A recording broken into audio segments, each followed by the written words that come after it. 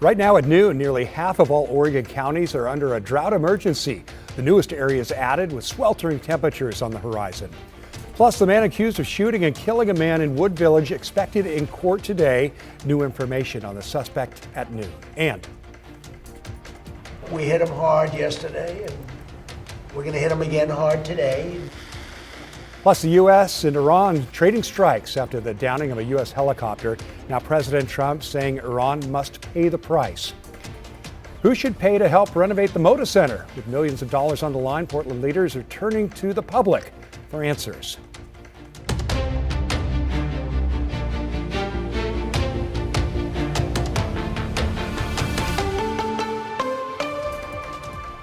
And new at noon, Longview School District Superintendent Karen Cloninger is pleading not guilty to charges related to sexual assault allegations at Mark Morris High School. And good afternoon. Thanks for joining us. I'm Tim Gordon. We do want to warn you, some of these details may be disturbing for you. Cloninger sat silently during her arraignment this morning. She's accused of tampering with a witness, failing to report, and obstructing a law enforcement officer after multiple students at Mark Morris High School said they were sexually assaulted by other students on the boys' basketball team.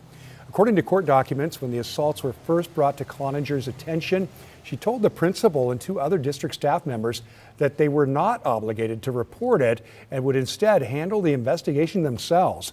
Investigators say Cloninger tried to downplay the incident and told the school's principal to squash the situation. She was arrested back in May, and earlier this week, Cloninger was placed on unpaid leave. She's one of 4 district employees on leave related to multiple investigations. She's expected back in court later this year. To a stark report from the governor's office, nearly half of Oregon's counties are now under a drought emergency. This morning, Governor Tina Kotek added 5 more counties to the state's drought declaration, including Douglas, Gillum, Harney, Lake, and Malheur counties. That brings the total to 17 of Oregon's 36 counties now facing drought conditions.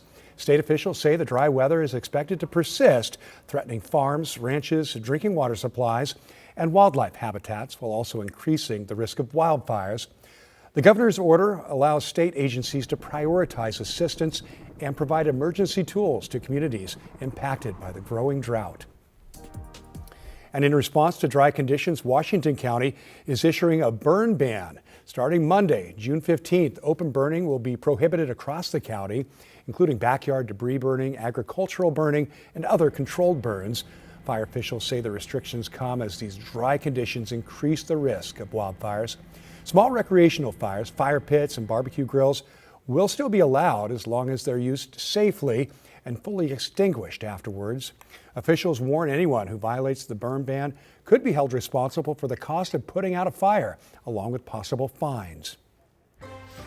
Now, this all comes as extreme heat rapidly approaches the metro area. Chris McGinnis is here to talk about that. Chris? Yeah, for sure. So we are, of course, climatologically going into our driest part of the year, right? Late June, July, August. There are some years where we get a half an inch of rain during that 90-day period. So with good reason that we're of concern with that. Here you can see the latest drought conditions here across the state of Oregon in almost every county. In fact, every county on this map has some form of at least abnormally dry conditions, with, of course, the driest of the weather, driest of the conditions over the last couple of months down in the southern Willamette Valley, right through the heart of central Oregon and southeastern Oregon. And, of course, we're likely to see these areas expand as we go into the next few weeks with not much rain in the forecast. Contrast that with what's going on out there right now. We have the speckly cumulus clouds still holding put here across northwest Oregon and southwest Washington.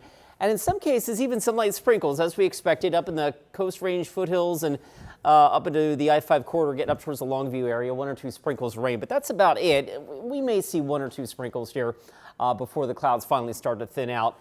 We have some breaks in the clouds in Salem, where it's currently 61 degrees. It's breezy out towards the Dalles and somewhat cloudy there as well. Not as breezy as yesterday, but still noticeable with the west breeze. And currently mostly cloudy over downtown with the current temperature of 63. So our plan today keeps temperatures in the low to mid 60s through mid-afternoon. And then I do think the sky really begins to clear out as we head into the late day, with highs inching into the upper 60s to just shy of 70 degrees. Couple of nice days in the forecast, and then we are all in on what could be a very hot weekend here. We're talking 90 or close to it on Saturday, and then our extreme heat watch kicks in on Sunday. Tim, this has been expanded to include the Salem area, parts of Yamhill County, up the Columbia Valley, the lower Columbia, I should say. It has also been extended to Tuesday evening, primarily because of how hot Monday is going to be and that heat lingering, that building heat into Tuesday as well. We'll walk you through all those details in just a few minutes. Important information. Thanks, Chris. Well, we have an update on last night's Wood Village shooting that happened last night, left one person dead in the Fred Meyer parking lot. The Multnomah County Sheriff's Office says they arrested 19-year-old Kenneth Nevels Jr. shortly after the shooting. The Sheriff's Office says it happened around 7:30. The victim died at the scene. Deputies say Nevels was taken into custody near Northeast Gleason and 202nd Avenue. Here's what we heard from a witness who was there just before first responders. The police arrived within minutes. I mean, people were on their phones and employees were on their phones and, waving the police down to make sure they were going to the exact location because, we didn't know what the condition is of the person. We wanted to make sure he got medical help as soon as possible. Nevels is expected to appear in Multnomah County Court at 2 o'clock this afternoon. He's facing charges that include second-degree murder and unlawful use of a weapon. Deputies have not yet named the victim.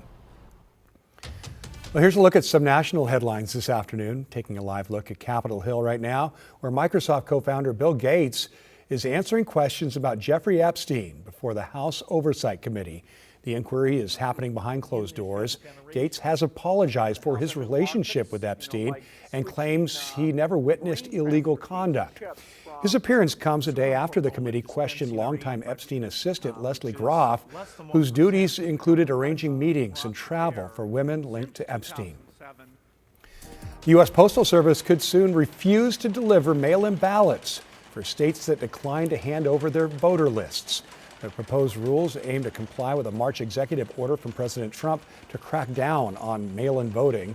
23 Democratic-led states and the District of Columbia are among those suing to block the directive, warning it could disenfranchise voters in the upcoming midterms. But the White House defends the plan, saying it is intended to ensure election security. Well, the U.S. and Iran exchanged fire again overnight. The U.S. military calling their attacks self-defense strikes authorized by the president. Iran fired back, targeting U.S. forces stationed in the Gulf region. NBC's Alice Barr has the very latest. A new flare-up in the Middle East, with Iran firing missiles and drones at U.S. forces and bases in Jordan, Bahrain, and Kuwait, according to a U.S. official who said no Americans were hurt. Iran's Revolutionary Guard released this video that NBC News cannot verify and claimed attacks against 21 targets across the Gulf in response to roughly 20 American strikes on Iran. Those strikes followed the downing of a U.S. Army Apache helicopter that President Trump and the military blamed on Iran. The pilots are fine, yeah. And nobody injured. While the pilots were safely rescued, the president posted that the U.S. must of necessity respond. House Speaker Mike Johnson explained how. It's targeted strikes to the radar, missile, and command and control sites, and it is defensive in nature. U.S. Central Command said overnight the mission was complete and called it a proportional response to unjustified Iranian aggression. And we're learning more about that U.S. helicopter that was patrolling to prevent Iranian attacks on commercial ships when a U.S. official tells NBC News it was hit by an Iranian drone and crashed into the Strait of Hormuz. In a first-of-its-kind rescue, an unmanned U.S. military boat like this one brought them to safety.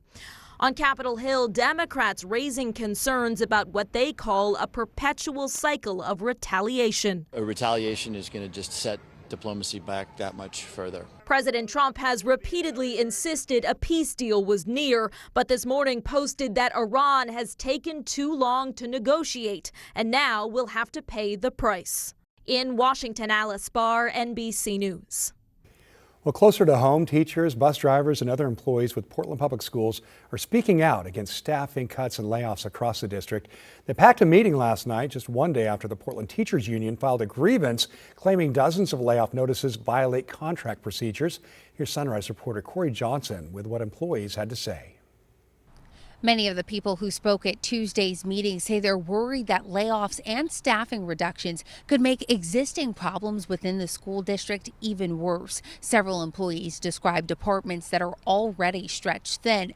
The Portland Association of Teachers recently filed a grievance against Portland Public Schools, alleging dozens of layoff notices don't follow procedures outlined in the union contract. Now, according to the union, at least 82 layoff notices have been issued so far, and leaders contend roughly 77 of them may not comply with contractual layoff procedures. PPS disputes that claim.